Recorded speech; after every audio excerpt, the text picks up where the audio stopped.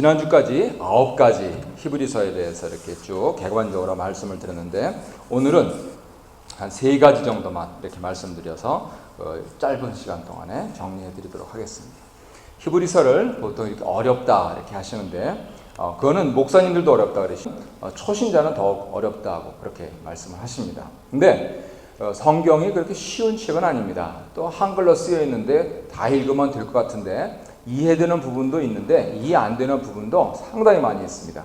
근데 유독 히브리서가 어려운 것을 2가지 이유로 이렇게 정리를 해봅니다. 첫 번째는 1장부터 끝장까지 쭉 하나의 중심되는 사상으로 하나의 자기의 주장을, 복음을, 또 그리스도의 그 이론을 당시에 고대 독자들한테 이렇게 쭉 해나가면서 거기에 중간중간에 권면도 놓고요. 그래서 설교 스타일이 되기도 하고요. 중간중간에 논증도 하고요. 그래서 논문 스타일도 되고요. 그리고 이렇게 성경 말씀을 적용하면서, 그러니까 이렇게 멀리 이민 와서 살고 있는데 좀 우리가 힘내서 가자 하는 그러한 말씀을 하고 있습니다. 그러니까 적용과 권면과 논증이 이렇게 뒤어 섞여 있으면서 처음부터 쭉 해가지고 이게 무슨 말이야? 어떤 데는 그냥 1장만 읽으면 되는데 이게 1장을 읽어도 끝이 안 나거든요. 왜요? 끝까지 가봐야 하니까요. 그래서 한국말을 잘하는 사람들은 히브리서를 굉장히 잘 이해할 수 있습니다. 왜 그렇죠? 한국말은 끝까지 들어봐야 하기 때문에 그렇습니다. 중간에 저 사람이 무슨 얘기한다 이렇게 했다가는 큰 코 다칩니다. 그래서 그게 아니라니까요 하고 이렇게 끝나는데 기라고 이렇게 해가지고 한국말을 잘하는 사람들은 히브리서를 쉽게 이해를 해요.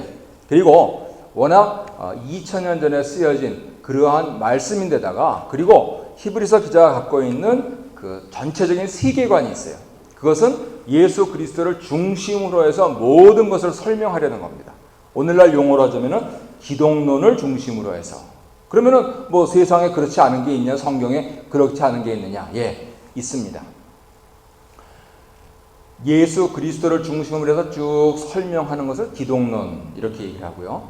하나님 아버지를 중심으로 해서 쭉 설명하는 것을 신론이라고 합니다. 그런데 미국 사람들 중에서는 신론적인 학자들하고 기독론적인 학자들하고 서로 으르렁거립니다. 아니 왜 신학하는 사람들이 으르렁거리냐? 왜 그렇다고 생각하십니까? 신론적으로 보면 하나님 아버지께서 세상을 창조하셨잖아요. 그래서 심지어는 이 세상적으로 보기에 나쁜 것도 하나님 아버지께서 좋게 하시면 좋은 거예요. 사람들이 나쁘다 그러는데 하나님 아버지께서 좋다 그러시면 좋은 거라니까요. 그죠? 예. 근데 기독론적으로 봤을 때는요, 예수 그리스도께서 십자가에 달리셔서 피 흘려서 세상을 어떻게 하셨어요? 새 창조하셨어요. 그것을 우리는 2자로 뭐라 하냐면 구원이라고 그래요. 그러니까 모든 게 다 구원받아야 되는 거예요. 하나님께서 지으신 아름다운 것들이 꽈져가지고 그거를 풀어야 돼요. 그래가지고 지금 여기서 멀쩡하게 허우대 멀쩡하게 서 있는 사람도 구원받아야 되는 사람이에요. 더구나 이 우리가 편리하게 타는 차도 잘못하면 흉물로 변하죠. 사람을 죽이기도 하고요. 그래서 그러한 모든 부분들, 사람부터 삼라만상 모든 것이 다 구원받아야 되는 걸로 봐요. 그러니까 신론적으로 하는 사람들은 하나님께서 지으셨으니까 아름답다 그러는데, 기독론적으로 보는 사람들은 그것들이 다 구원받아야 된다니까 서로 으르렁거리죠. 네. 그런데 이 히브리서는요, 기독론적으로 바라보는 겁니다. 그래서 하나님 아버지, 창조주 아버지 중심으로 보는 사람들은 지금 무슨 얘기를 하는 거야? 그렇게 심지어는 받아들이는 학자들도 있어요.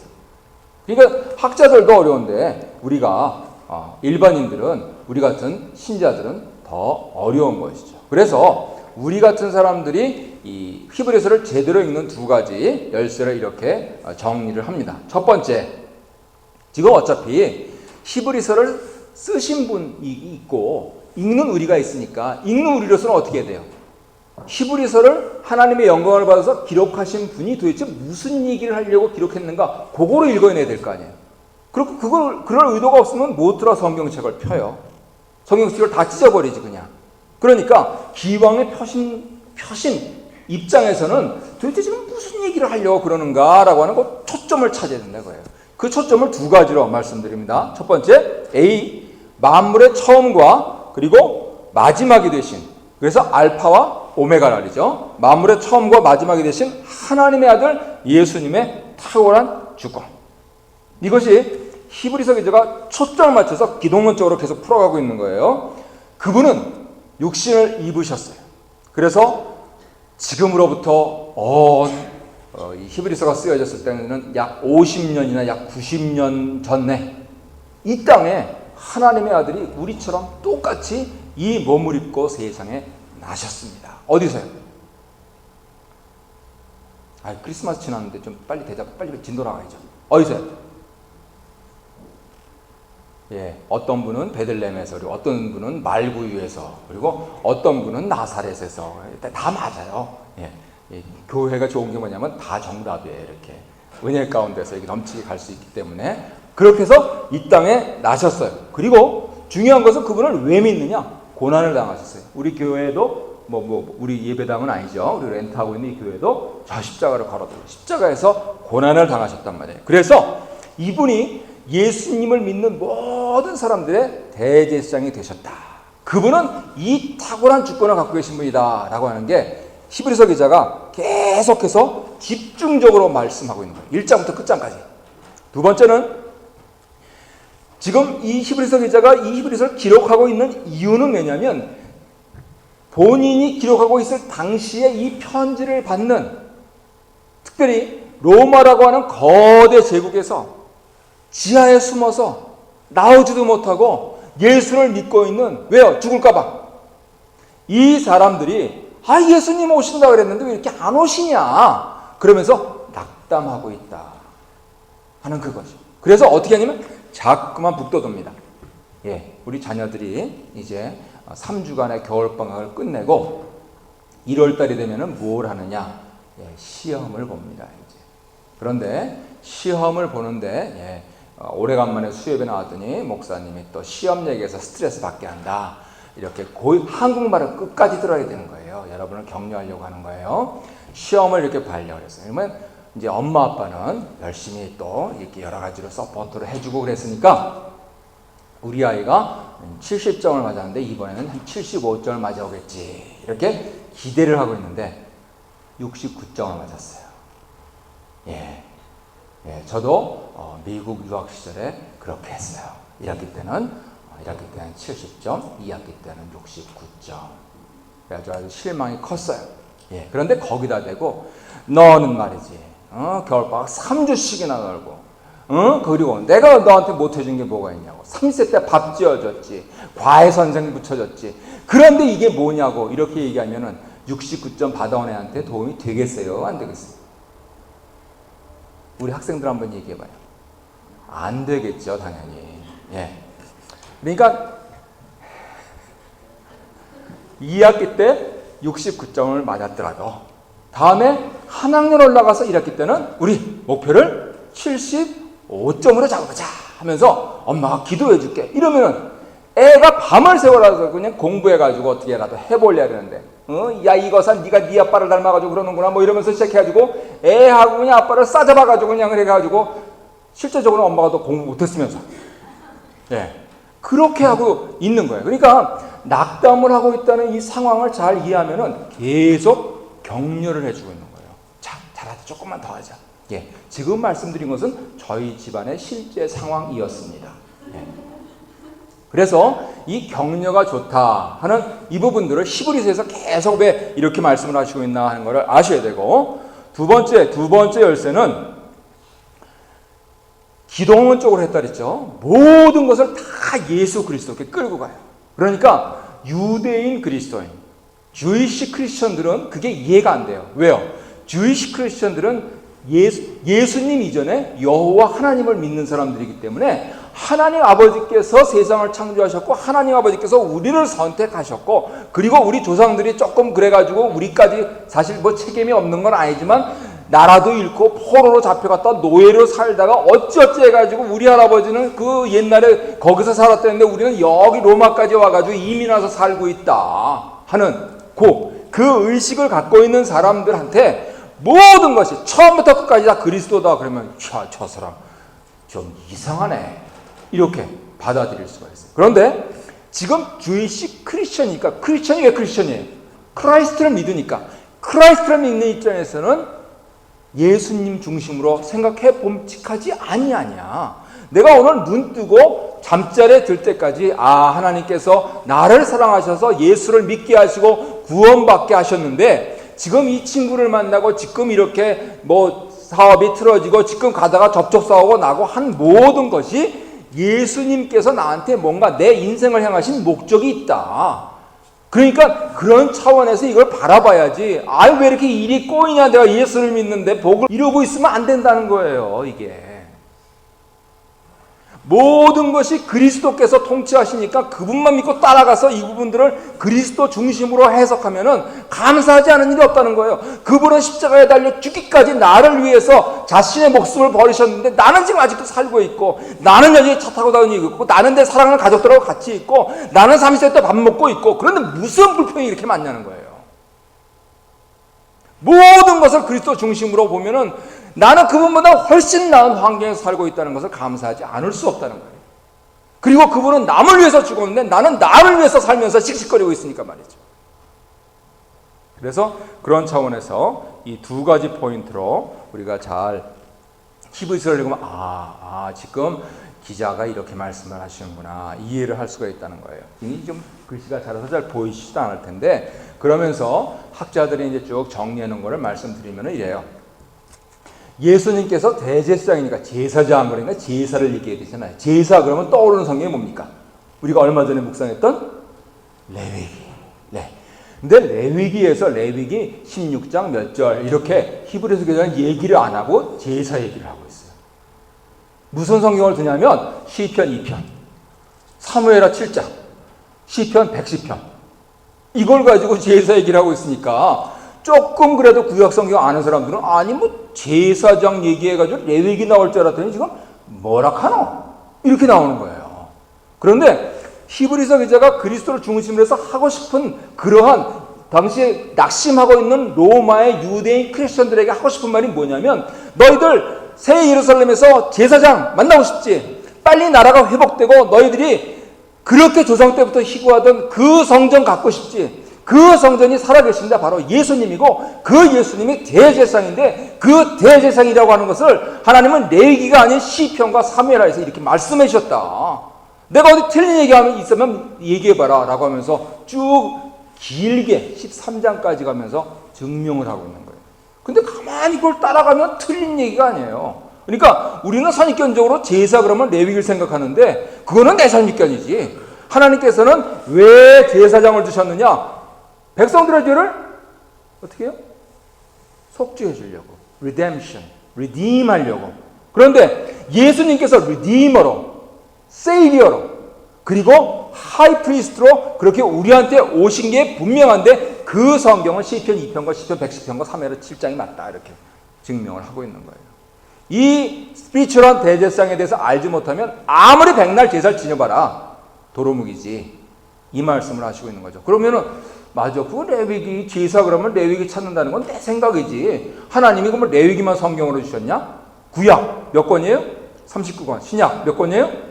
27권. 다 모두 다 이 한 분을 향해서 가고 있다라고 하는데, 그랬구나. 그러면 지금 이 지하에서 내가 로마에 살면서 많은 사람들이 향유하고 있는 문화도 제대로 즐기지 못하면서 예수를 믿고 있는 것이 결국은 영적인 의미가 있는 것이고, 나는 이 세상에서 훈련을 받고 그 새로운 도성 새 예루살렘으로 가는 과정에 있구나. 내가 여기서 레이스를 중단하면 안 되지. 뛰려면 끝까지 뛰어야지. 그래서 어떻게 해요? 표대를 향해서 뛰어가라 이렇게 얘기를 해요. 이 점을 잘 아시면 참 탁월하다. 이런 요즘 탁월하다. 그래서 이렇게 레위기가 아닌 시편 2편, 시편 110편, 사무엘하 7장을 인용하면서 하시는 결론이 뭐냐면, 아까 초점을 맞춘 거예요. 바로 너희들이 믿는 이 예수가 우리의 인생의 문제를 해결하고 우리 영혼을 구원할 주 대제사장이다. 그분은 어디에 있느냐? 하나님 보좌 우편에. 우편이라고 하는 중요한 중요한다는 의미예요. 하나님 보좌에 중요한 데 앉으셔가지고 우리를 위해서 날마다 인터세션 하시네. 중보하시고 우리를 위해서, 우리의 죄를 위해서, 우리의 인생을 위해서, 나아가 우리의 영혼을 위해서 날마다 기도하신다. 그렇게 하시고, 이 분이 또 굉장히 독특하게 말씀하는 게 멜기세덱이라고 하는 그러한 구약에, 이분은 아버지도 없고 그 다음에 기록도 별로 없는 이분을 통해서 결국 아브라함이 만난 분이 예수님이었구나. 그러니까 예수님께서 복음서에서 뭐라 하시냐면, 아브라함은 내 때 볼 것을 인하여 즐거워하였다 그랬어요. 왜요? 아브라함이 누구를 만났는데 더구나 전쟁에서 승리하고 모든 탈취물을 가지고 왔는데, 이것이 중요한 게 아니고 이분이 중요하다 하는 사실을 알아서 창세기 14장에 보면 예물을 드려요. 그래서 예수님께서 생전에 지상에서 하신 말씀이, 아브라함이 내 때 볼 것을 내 즐거워했다. 그러니까 유대인들이 50도 안 된 주제에 무슨 아브라함은 하고 있어. 그게 성경에 나오는 거예요, 복음서에서. 그래서 히브리서에서가 멜기세덱을 얘기하고 있는 게 그런 영적인 맥락이구나 하는 것을 우리가 이해할 수 있어요. 자, 이제 거의 끝났습니다. 조금만 참으세요. 슬슬 이제 어른들도 17분 정도 지나면 집중력이 되기 때문에 딱 2가지 남았어요. 이제 요거는 꼭 기억을 하시길 바랍니다. 히브리서 1장부터 13장까지는 모두 여기 있는 대로 5문단으로 나눌 수가 있어요. 그래서 서론 1장 1절부터 3절 서론이 있고요. 1장 4절부터 4장 13절 하나님의 아들 예수님께서 그렇게 탁월하시다 하고, 4장 14절부터 10장 18절까지 대제사장으로서 탁월하시다. 그 다음에 10장 19절부터 12장 29절까지 그러니까 너희들이 오래 참아야 된다. 끝까지 믿음을 지켜야 된다. 아무리 친구들이 와서 꼬드겨도, 아무리 심지어는 칼이나 핍박이 죽음이 와도 너희들은 믿음을 지켜야 된다 하는 그 말씀을 하시고, 13장 전체에서는 실제적으로 우리가 예수 믿는 사람으로서 신자로서 이렇게 살아야 된다. 이렇게 얘기를 하시는 거예요. 자, 우리 한번 테스트를 해보겠습니다. 우리 학생들 중에서 5파트로 나눴는데 한번 보고 기억할 수 있는 사람 한번 얘기해 보세요. 지원이 한번 해볼까? 장만? 1장 1절부터 안경 필요하니? 미안해. 미안해. 오케이. 안경 필요하면 나중에 개인적으로 테스트를 할게. 우리 최미경 집사님 한번 해보실까요? 네. 그러면 5파트로만. 서론.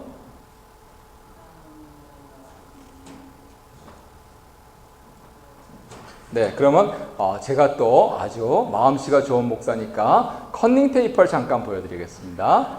네, 컨닝고 하셨어요? 오케이? 예, 한번 해보자. 네. 예.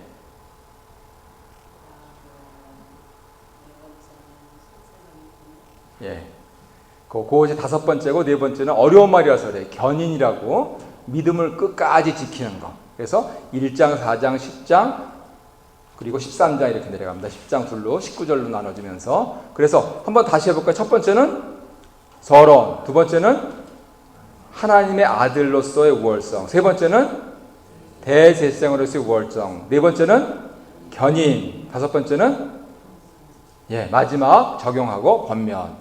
히브리서 말씀이 어려웠는데 이렇게 5개로 나누니까 그랬었구나. 다시 한번 봐야지. 그런 생각이 드시죠? 이해가 가기 전에 한번 묵상지사 다시 한번 쭉 읽어보시면서 이거 이런 뜻이구나 정리하시면은요 참 좋을 것 같습니다. 그리고 요점 정리를 이렇게 합니다. 이제 학자들이 해놓으니까 조금 어려운 말인데, 신구약 성경이 서로 연속적인 부분이 있고 서로 불연속적인 부분이 있어요. 연속적인 부분은 뭐냐 하면, 예수님을 중심으로 해서 예수님께서 옛 언약을 성취하시고, 그리고 옛 언약의 목적, 즉 세상을 구원하시는 것을 성취하셨다 하는 거예요. 그것을 히브리서는 잘 보여주고 있어요. 어떻게 해요? 대제사장이라고 하는 예수님의 직분을 가지고요. 그런데 불연속성이 있어요. 그건 뭐냐면, 구약은 구약, 신약은 신약. 왜요? 오래된 약속이니까. 그 다음에 신약은 새로운 약속이니까. 그래서 히브리서 11장 끝머리에서 그것을 극단적으로 표현한 것이 뭐냐면 구약 사람들은 증거를 받았다. 그런데 신약 사람들처럼 뭘 못 받았다 그랬어요? 약속을 못 받았다 그랬어요. 기억나시죠?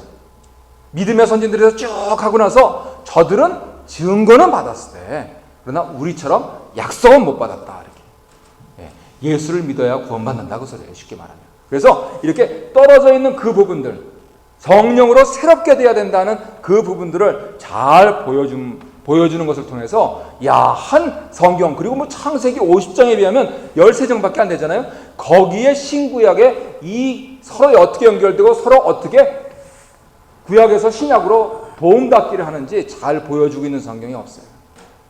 그래서 실제적으로요, 한국에서도 보면은 히브리서를 가지고 박사학위 딴 분들이 손에 꼽을 정도예요. 없어요.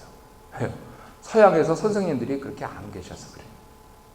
아무튼 아주 우리가 12월 2010년을 보내면서 굉장히 탁월한 그러한 말씀을 잘 묵상하게 하신 것 하나님께 감사드리고요. 이 모든 것을 이루신 분이 바로 하나님 아버지시다. 그리고 이 모든 것을 아들이시더라도 고난을 통해서 순종하신 그분이 바로 하나님의 아들, 우리가 믿는 주 예수 그리스도시다 라고 하는 이 사실을 명명백백하게 증거해주고 있는 성경이 바로 히브리서인 것이죠. 그래서 히브리서를 깊이 사랑하시고 인생 가운데서 힘이 들 때마다, 히브리서 11장은 믿음장이라고 그럽니다. 어렸을 때는 그거 다 외웠어요. 근데 요즘은 뭐 외우려도 안 외워주는데 굳이 안 외우셔도 됩니다. 내가 힘이 들고 어려울 때마다 우리 믿음의 선진들은 이렇게 잘 약속을 받고 이겨냈지. 이제 나도 이 힘든 걸 지나면 하나님께서 더 밝은 미래를 주실 거야 라고 하는 그 믿음을 갖고 이 도움닫기를 하는데 크게 도움되시고 또 계속해서 묵상하시면서 승리의 원천으로 삼으시길 바랍니다. 우리